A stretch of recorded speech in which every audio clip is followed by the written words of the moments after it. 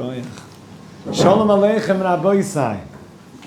It's good to be home, good to be back. Let's go. Shkoyach. Amen. We're moving today to the world of Rav Nosson. Rav Nosson Breslover, who is the prime student of Rabbi Nachman. We're going to see all those that have been with us for Lekutei Maran. You're going to see and feel a different style in Rav Nosson, a very different style. Most simply, you're going to see the text moves faster. Rav Nosson was the prime student of Rav Nachman and essentially opened up the world of Rav Nachman. What many people felt was like a very mysterious world of Lekutei Maran, of very deep and very profound and almost in certain cases impenetrable Torahs. Rav Nosson just opens up the floodgates and brings it down to a level that we can understand and just expands everything out, and essentially wrote a sefer called Likutei Halachos amongst other, where in the format of halacha explains Rabbi Nachman's Torahs. So we're going to jump into Purim together. We're going to enter this world. I want to thank a dear friend of mine, Judah Klein. I never learned the Lekutei Halachos like this in the Shir. Judah Klein is Weinberger's son-in-law, and one time we were together learning, and he saw that I didn't have a Lekutei Halachos. This was like 8 years ago or something. So the next day he just shows up with the entire set for me. So thank you, Judah. And because of his schus, we're learning also big shkoyah to the Gabbai, Shlita, Mamish. Look at this boutique espresso station over there. You can go anywhere you want in the world. You can sponsors, shkoyach. People today went to Mexico, they're in Ethiopia, they're in Costa Rica. So That's the one in the picture. Like I know that. Yeah, that. No, that's a Saba. That's a later story. Okay. That's a Nanach story. The Nosson's from the 1800s. So let's dive in together. So we're in Hilchos Purim, Halacha Aleph. Inyan Purim Ukriyas HaMegillah. So Rav Nosson points out Al Pi Masha Kosav Rabbeinu B'Maimer U'B'Yoyim HaBikurim. This is according to what Nachman said in the Maimer B'Yoyim HaBikurim. Ein Shon Heitiv Kol HaMaimer. He says go there and see the whole concept. So we're just going to go right into Rav Nosson. V'hine Ikaris Gabrus Malchus Arosha. The main overtaking and overpowering of evil, and not just evil, a kingdom of evil. I was mentioning before that when we were in Auschwitz, Birkenau, and we went up to the top, where you can go up to the lookout tower. They don't let everybody up there, but we got to go up to the lookout tower, and you saw all of Auschwitz, Birkenau. You saw the whole camp. It's humongous, and it's just a camp of death and extermination, systematic. There was a feeling of like, this is a kingdom of evil, like organized, methodical. So how does this kingdom of evil gain strength? Shehi Haman, Amalek, which is Haman, which is Amalek. Hu kisha malchus to kedusha hi behester. It only happens when the kingdom of good is concealed. If the kingdom of the good one is concealed, then the kingdom of the evil one starts to gain and proliferate in the world. Bechinas haster aster. Like it says, Anoichi haster aster esponai bayoimahu. A double concealing. Like the Torah says that Hashem will go into very deep concealing. And when that concealing happens, the kingdom of Hashem, then the kingdom of evil will proliferate in the world. And he brings a raya, Kamoisha Kosov, a proof, Ula'oim mila'oim yematz. This is speaking, of course, about the great battle of Yaakov and Esav. When Rivka was having a troubling pregnancy, if you remember, and Chazal point out that when Rivka would walk in front of a shul, so one of the children would push to get out. And when Rivka would walk in front of a base of Avodah Zarah, a house of idol worship, the other child would push to get out. And she said, what's going on? Lama ze anoichi? And she went to Aver, and Aver said that you have two great nations, bebitmech, inside of you, ula'oim mila'oim yematz. And from an oim is a nation, to a nation, from a nation, meaning to a nation will be goodness from the either lowering of the other nation, or to a nation will be risen, will be descended from the rising up of the other nation. Meaning to say, if you want to know how well the kingdom of evil is doing, just see how much Hashem is in hiding. If you want to know how well the kingdom of Hashem is doing, just see how much evil is at bay. La'oim mil la'oim. A nation from a nation. The Gemara says about this, you want to see what's going on in Eretz Yisrael? Just see what the kingdom of Rome, the Gemara says. If the Roman Empire is in a state of glory, and Roman Empire just meant the empire of Esav, which means the empire of Amalek. If you want to see how well the nation of Yisrael is doing, just see how much proliferation of Rome. Straightforward. Is an inverse correlation. That's what we're pointing out here.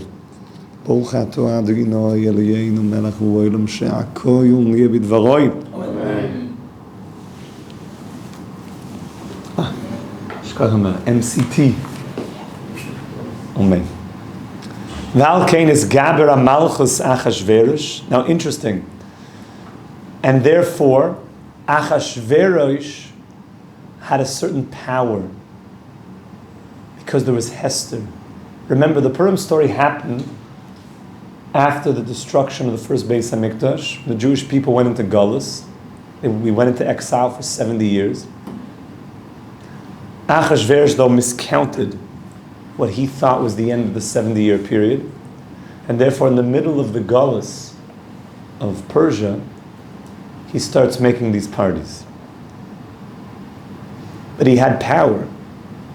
And Jews went and they sinned. Al kein is Gabra Malchus Achashverosh al de Pegam v'cheito achila. Fascinating that a certain strength was revealed to the dark side through unkosher food. Now it's fascinating because Chazal say that the Suda was kosher. They say the whole thing was Mahadran, was Badatz, Eid Chareda, and Mordechai was the Mashkiach. I'm not kidding. Some want to point out that the problem was the Belias Shebekalim. That there was unkosher Belias. Speak to Rav Elbaz about this. That unkosher food, they used the same kalim without koshering the kalim. The food was kosher, but the tam of Isser was inside the vessels. And therefore the tam of Isser that was nivla in the kalim, the Belias, was extracted out. And therefore there was like a very subtle contamination happening. Not only that, but the overarching problem of the Suda of Achashverosh was that it wasn't exactly the most Yiddish environment. It was an environment that was leading to Avera. Don't worry, it's kosher food here. It's all good. But what's the theme of the party? Remember, what was Achashverosh doing at the party? He was also dressing up for Purim. In the big day kahuna. He was wearing the big day kahuna. That's not pasha.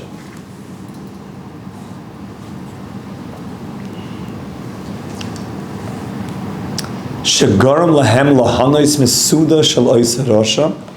And through this, Achashverosh caused us to have hana, pleasure from the Suda. Ali deze hisgaber aleim. And therefore, through us partaking, there was even more hisgabers, more overpowering of the side of evil. Ki ali de pagam achila. And then through pagam achila, through a pagam means like a blemish in not eating in a holy way, not eating like a Jew's supposed to eat. He has staris panim. It made Hashem's face become even more hidden. Which is interesting. It's so fascinating that's like one of the areas when a person starts becoming religious, it's like they encounter, kosher. You have to make like new moves. So, but that restaurant. Kosh, like, you start out to, like, food is, like, it immediately creates a certain amount of like, I have to be aware, be careful. I can't just be, just insert here.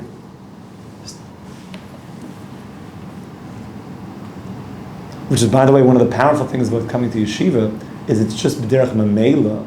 A person is just eating all this kosher food and therefore there's so much more openness for the soul because it's not being blocked up by all the treif.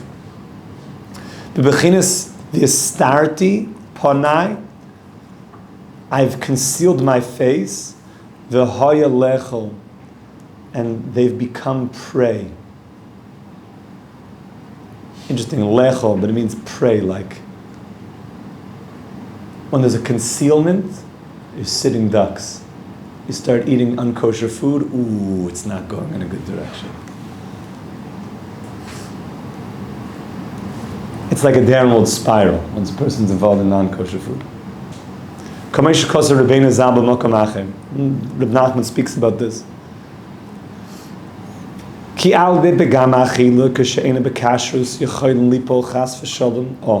then Reb Nosson takes it, he's making moves now. Through not eating unkosher food, something happens. What happens? A person could, God forbid, fall mehashivim panim shel Torah, from the 70 faces of Torah. We have a concept called the shivim panim l'Torah. You ever go to a shir, and a rabbi is speaking about the mitzvah of putting on your right shoe before your left shoe. That's a mitzvah, by the way. You're like, what? Yeah, it's a mitzvah. And then you go to another shir, the same topic, and the rabbi said it totally differently. Meaning the same halacha, but like he presented it from different perspective. And then a third shir, and then a fifth shir, and then a 70th shir, and they're all coming from different angles. Because there's 70 different ways to look at a diamond, different facets, different ways of seeing. Shivim panim l'Torah. Shivim panim l'Torah means 70 authentic ways of looking at something holy. And by the way, each of those 70 have another 70 that branches out of them. There's 70 main ways. And all of us have to find our way back to our panim l'Torah. What's our ikr? And you could hear other panim l'Torah. But why did you go to those 70 shiurim where you felt more connected to one of them? They were all true. It's that it touched your shayrish neshama, it touched who you are. You felt connected to that shayrish, that way of looking at it. And life is about reconnecting to your panim l'Torah, finding what panim you connect to. It's always interesting the Yidden that come out to Reb Nachman, it's 6 a.m. It means that there's a certain panim maybe that you're feeling connected to in Reb Nachman. It happens to be certain tzaddikim have all the shivim panim, it says. They're like a shayrish neshama of everything. So Reb Nosson's kind of making a move here. He says if a person stops eating kosher food, they lose touch with their panim l'Torah. They lose connection with their authentic way of seeing the world. This is already brought down in Rashi and Chazal. is that unkosher food makes something called timtum halev. What's timtum halev? Timtum means when there's blockages on the heart. Timtum halev is that there's a spiritual, metaphysical reality that someone explained also, like too much shellfish actually creates calcification, in the arteries and stuff, and like notorious PIG, like that's pasha, just creates all sorts of blockages. But that's not really what the Gemara is telling us. The Gemara is saying that it's a spiritual block. There's a spiritual blockage of unkosher food. And that spiritual blockage is cutting you off from your source of connecting to your panim l'Torah. So says the Rebbe, Ki ali de pegama achila kasheina bekashrus yechoin lipol chas v'sholem me'asher panim l'shel Torah lebechina sheina, and you fall asleep. It's interesting. When you're awake, thank you so much, you're connected to one of your panim l'Torah. But when you're cut off from your connection to Torah, that's called being asleep. This whole piece is actually going to be talking about sleeping. This is the whole theme today. It's about falling asleep and actually waking up from your sleep, which is all about Purim. So let's see. Shehi bechinas hastaras panim. When a person's sleeping, we call them, when Hashem is hiding from the world, or let's say it the opposite way. When a person does not see Hashem, we call that sleep. Whereas when a person's awake, we call his moichin the Godless. When a person's sleeping, it's called moichin the katnas. Either you have an expanded mind, you're connected to your shivim panim l'Torah, you're aware, or a person is not aware. He's in moichin the katnas, he's sleeping, he doesn't say Hashem. He says blaming everybody. By the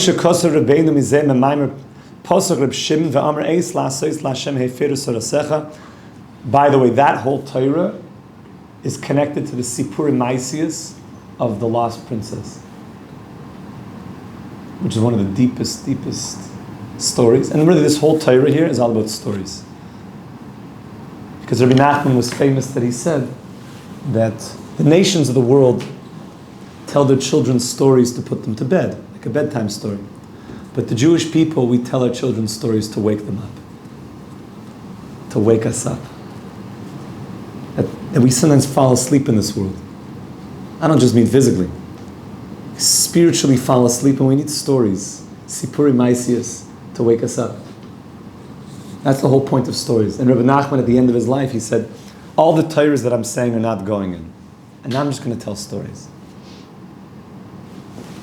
That's why you start saying Torahs, everyone's like falling asleep, Oh, the rabbi's saying Torah. Boring. All of a sudden, so I was in the Makolet yesterday, and it's an amazing thing. Really? What happened? Tell a story, it wakes you up. And the Sfarim point out that when you tell a story, so the Yetzer Hara doesn't bother the guy. Why do you fall asleep? It's like it says in the parsha, because like everybody knows the parsha is holy. So the Yetzer Hara is like, let's make you not listen to this. When you tell a story, the Yetzer Hara is like, oh, what's he not even doing? It's like, nothing's going on here. We won't bother the guy. The rabbi's just saying a story now, like it's probably like just a filler. But if you're really a good storyteller, and you're weaving in what's called the world of Atik Yoimin, of stories, Mishanim Kadmonius, stories from ancient days. You're weaving in, Reb Nachman wove all of Kabbalah, he wove the whole Zohar into Sipurei Maisius. But you don't realize it just sounds like a nice tale. So the real tzaddikim, you want to listen to their stories. When they say stories, anything, any stories, and some of the stories are, it's called Mishanim Kadmonius. And the Talmidim knew when Reb Nachman was going to start with one of the ancient stories. They felt like this great ore descending, and they knew something he was going to reveal. Val came back inside. Nisyois lasois asud b'soif galus bavel. And therefore, the advice was, we're going to make this meal at the end of the galus of Bavel. The haina b'soif hashivim shana. Interesting. 70 years of galus Bavel.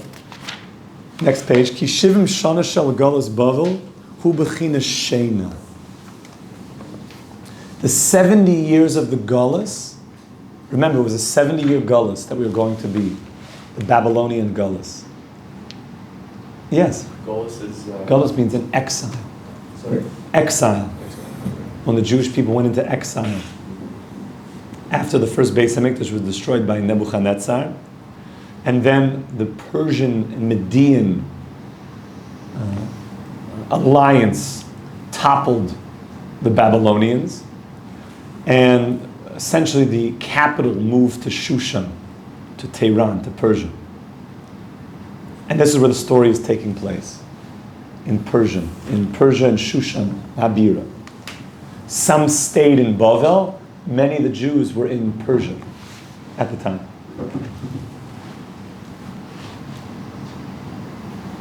Beginis mi'ike denoim shivim shnin. Who is the one that sleeps for 70 years? It says that Achashverosh at the end of the 70 years made this Suda. When is there a power of the dark side to take over? When there's something called sleep. When we fall asleep.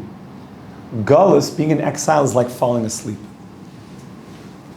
We could be in exile, walking around Manhattan. You could be in exile walking around the holy streets of Jerusalem. Exile is a state of being. Whereas a person could be, like we were learning in Auschwitz, those boys from Chachmei Lublin, in the middle of the bunk, at the end of a long day. I can't even call it a long day, can't even call it anything. At the end of torture, they got back into their bunk and they were chazering, Baba Kama, Baba Metzia, Baba Basra, because they weren't in exile, they were mamish, and they knew it Balpeh. They're living in a world of geula, in the middle of death. And a Jew just dancing on Simchas Torah mamish, clutching anything, clutching himself before he's being shot. He's in the biggest geula, and no Nazi could ever take that away. It's all in here. So the end of the 70 years, there's this hisgabrus of Shena, this hisgabrus of falling asleep, and the Jews fell for the Suda of Achashverosh. And the Gemara in Tainus talks about something that we say in Shir HaMalos. At Shir HaMalos, we say that Hayunu Kecholmin, that it's speaking about the Galus Bavel. At Shir HaMalos, Shir HaMalos b'shuv Yeshiva Sion Hayinu Kecholmin. We are like dreamers. We're like dreamers. What do you mean? Like dreaming for 70 years? It's talking about the 70 years. We're like in a dream. And then we come back to Eretz Yisrael. So it says, like, can a man really dream 70 years? Like a person, you could dream for 70 years? The Gemara says? Like you could, seemingly it means that you go to sleep at night and you dream. So the Gemara is pointing out that a person 70 years is like the lifespan of a person. David HaMelech says 70 years, he's strong, 80 years. Okay, maybe modern technology is taking us more, 120 years, Mitzvah Shem. This concept, though, is that the Gemara is saying that 70 years is like a whole life, that a person could just dream, which means sleep, his entire life. He could be alive, but he could be sleeping. He could be awake, but he's really sleeping. He could literally just sleep life away. He thinks his eyes are open. And that's what it says, that when we come back, it's also speaking about Geula.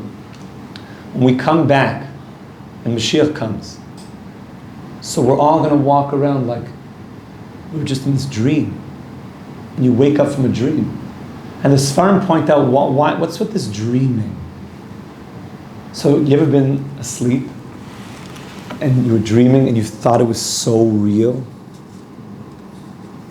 And then you wake up, you're like, I was just dreaming. Like, it was just a dream. Like, okay, I guess this is the real world. But that felt like the real world. It was so...